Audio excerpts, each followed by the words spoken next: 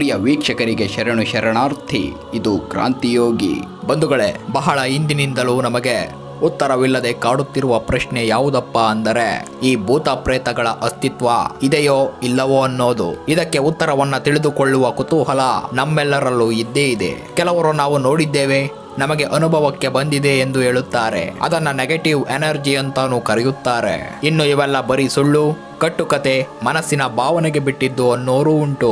ಇದರ ನಡುವೆ ಮಹಿಳೆಯೊಬ್ಬಳು ತನಗಾದ ಅನುಭವವನ್ನ ಎಳೆಯಾಗಿ ಬಿಚ್ಚಿಟ್ಟಿದ್ದಾಳೆ. ಅವಳ ಪುಟ್ಟ ಮಗು ಕಾಣದ ಆಕೃತಿಯೊಂದಿಗೆ ಮಾತನಾಡುತ್ತಿತ್ತಂತೆ.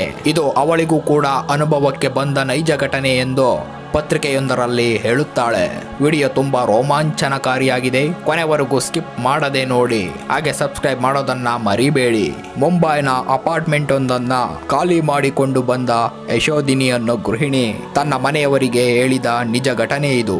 ಮೊದಲು ಎಲ್ಲವೂ ಸರಿಯಾಗಿಯೇ ಇತ್ತು. ಆದರೆ ಅವಳು ಹೊಸ ಅಪಾರ್ಟ್ಮೆಂಟ್ಗೆ ಶಿಫ್ಟ್ ಆದಾಗ ಹೊಸ ಅನುಭವಗಳು ಶುರುವಾದವು. ನಂತರದ 2-3 ದಿನಗಳಲ್ಲಿ ಅವಳ 2 ವರ್ಷದ ಪುಟ್ಟ ಮಗಳು ಸೋನಾ ವಿಚಿತ್ರ ರೀತಿಯಲ್ಲಿ ವರ್ತಿಸೋದಕ್ಕೆ ಶುರು ಮಾಡಿದ್ದಳು. ಎಲ್ಲೆಂದರಲ್ಲಿ ಓಡಾಡಿ ದಾಂಧಲೆ ಮಾಡುತ್ತಿದ್ದ ಅವಳು ಆ ಒಂದು ಕೋಣೆಗೆ ಹೋಗಲು ಹೆದರುತ್ತಿದ್ದಳು. ಯಶೋದಿನಿಗೆ ಇದು ವಿಚಿತ್ರವಾಗಿ ತೋರಿತ್ತು. ಯಾಕಮ್ಮ ಅಲ್ಲಿಗೆ ಹೋಗೋದಿಲ್ಲ ಅಂತ ಕೇಳಿದರೆ ಅವಳಿಂದ ಬಂದ ಉತ್ತರ ಕೇಳಿ ಯಶೋದಿನಿ ಆಶ್ಚರ್ಯಕ್ಕೆ ಒಳಗಾಗಿದ್ದಳು. ಅವಳು ಅಲ್ಲೊಬ್ಬರು ಅಂಕಲ್ ಇದ್ದಾರೆ. ಅವರು ಯಾವಾಗಲೂ ಕಿಟಕಿಯ ಬಳಿ ಕೂತಿರುತ್ತಾರೆ. ಅವರಿಗೆ ಕಾಲುಗಳೆರಡೂ ಇಲ್ಲ, ಆದರೂ ಹತ್ತಿರಕ್ಕೆ ಬರುತ್ತಾರೆ ಎಂದು ಹೇಳುತ್ತಾಳೆ. ಆಗ ಯಶೋದಿನಿ ಇವೆಲ್ಲ ಏನೋ ತಮಾಷೆ, ಟಿವಿ ನೋಡಿಕೊಂಡು ಇದನ್ನೆಲ್ಲ ಹೇಳುತ್ತಾಳೆ ಎಂದು ಸುಮ್ಮನಾಗುತ್ತಾಳೆ. ಆದರೆ ಸೋನಾ ಒಂದೇ ಸಮನೆ ರಾತ್ರಿಯೆಲ್ಲ ಅಳುವುದಕ್ಕೆ ಶುರು ಮಾಡುತ್ತಾಳೆ. 1-2 ದಿನದಲ್ಲೇ ಆಕೆಯ ಆರೋಗ್ಯ ಕೂಡ ಹಾಳಾಗುತ್ತದೆ. ಅವಳ ಅಪ್ಪನೂ ಕೂಡ ಕೆಲಸದ ಮೇಲೆ ದೆಹಲಿಗೆ ಹೋಗಿರುತ್ತಾರೆ.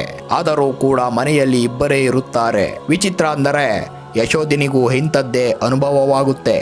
ಅವಳು ಸುಮ್ಮನೆ ಏನೋ ಕೆಲಸ ಮಾಡುವಾಗ ಪಕ್ಕದಲ್ಲೇ ಯಾರೋ ಕೂತಂತೆ, ಯಾರೋ ನೋಡಿದಂತೆ ಆಗುತ್ತಿತ್ತು. ಸುಖ ಸುಮ್ಮನೆ ಪಾತ್ರೆಗಳು ಕೂಡ ಕೆಳಗೆ ಬೀಳೋದು ನಡೆಯುತ್ತಿತ್ತು. ಬಹುಶಃ ನಾನೇ ಅವುಗಳನ್ನ ಸರಿಯಾಗಿ ಇಟ್ಟಿಲ್ಲ ಅಂದುಕೊಂಡು ಸಮಾಧಾನ ಮಾಡಿಕೊಳ್ಳುತ್ತಿದ್ದಳು. ಇದಾದ ಕೆಲವೇ ದಿನಗಳಲ್ಲಿ ಗೂಬೆಗಳು ಮನೆಯೊಳಗೆ ಬರುವುದಕ್ಕೆ ಶುರು ಮಾಡಿದ್ದವು. ರಾತ್ರಿಯೆಲ್ಲ ಮನೆ ಕಿಟಕಿಯ ಬಳಿ ಕುಳಿತು ವಿಚಿತ್ರವಾಗಿ ಕೂಗುತ್ತಿದ್ದವು. ಒಮ್ಮೆ ರಾತ್ರಿ ಯಶೋದಿನಿ ಮಗಳೊಂದಿಗೆ ಮಲಗಿದ್ದಾಗ ಕಾಲ ಬಳಿ ಯಾರೋ ಬಂದು ಕುಳಿತಂತೆ ಆಗುತ್ತದೆ.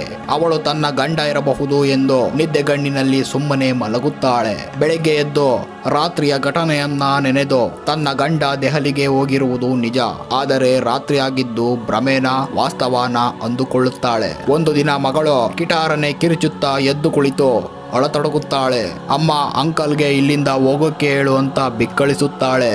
ಆವತ್ತು ನಿದ್ದೆ ಇಲ್ಲದೆ ಇಬ್ಬರು ರಾತ್ರಿಯೆಲ್ಲ ಭಯದಲ್ಲೇ ಕಳೆಯುತ್ತಾರೆ. ಹೀಗೆ ಘಟನೆಗಳ ಮೇಲೆ ಘಟನೆಗಳು ನಡೆದಾಗ ಅಕ್ಕಪಕ್ಕದವರಿಗೆ ವಿಚಾರ ತಿಳಿಸುತ್ತಾರೆ. ಆಗ ಅಕ್ಕಪಕ್ಕದ ಮನೆಯವರು ತಮಗೂ ಆದ ಅನುಭವಗಳನ್ನ ಹೇಳಿಕೊಳ್ಳುತ್ತಾರೆ. ಆ ಮನೆಯಲ್ಲಿ ಏನೋ ನೆಗೆಟಿವ್ ಎನರ್ಜಿ ಇರೋದು ಸುಳ್ಳಲ್ಲ. ಆಗಲೇ 3 ಜನ ಈ ಮನೆಯನ್ನ ಖಾಲಿ ಮಾಡಿದ್ದಾರೆ ಎಂದು ಹೇಳುತ್ತಾರೆ. ಹೆಂಡತಿ ಬಿಟ್ಟು ಹೋದಳು ಎನ್ನುವ ಕಾರಣಕ್ಕೆ ನೇಣು ಬಿಗಿದುಕೊಂಡು ಸಂಕ್ರಮಣ ಎನ್ನುವ ವ್ಯಕ್ತಿ 10 ವರ್ಷಗಳ ಹಿಂದೆ ಸತ್ತಿದ್ದನಂತೆ.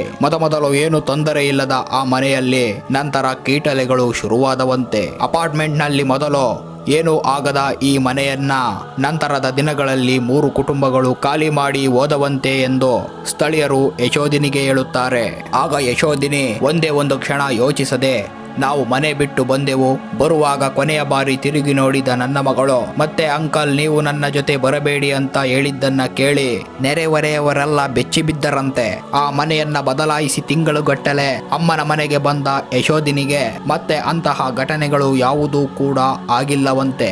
ತನ್ನ ಪತಿ ಕುಟುಂಬದವರ ಬಳಿ ಕೂತುಕೊಂಡು ಈ ಘಟನೆಯನ್ನ ಯಶೋದಿನಿ ಹೇಳುತ್ತಾಳೆ. ಬಂಧುಗಳೇ, ಮುಂದಿನ ಸಂಚಿಕೆಯಲ್ಲಿ ಮತ್ತೊಂದು ಕುತೂಹಲಕಾರಿ ಸಂಗತಿಗಳೊಂದಿಗೆ ಖಂಡಿತ ಬರ್ತೀನಿ. ಲೈಕ್, ಶೇರು, ಸಬ್ಸ್ಕ್ರೈಬ್ ಮಾಡ್ತಾ ಇರಿ ಅಂತ ಹೇಳ್ತಾ ಅಲ್ಲಿಯವರೆಗೂ ಕ್ರಾಂತಿಯೋಗಿಯ ಶರಣಾರ್ಥಿಗಳನ್ನು ತಿಳಿಸ್ತಾ ಮತ್ತೆ ಸಿಗೋಣ. ಜೈ ಹಿಂದ್.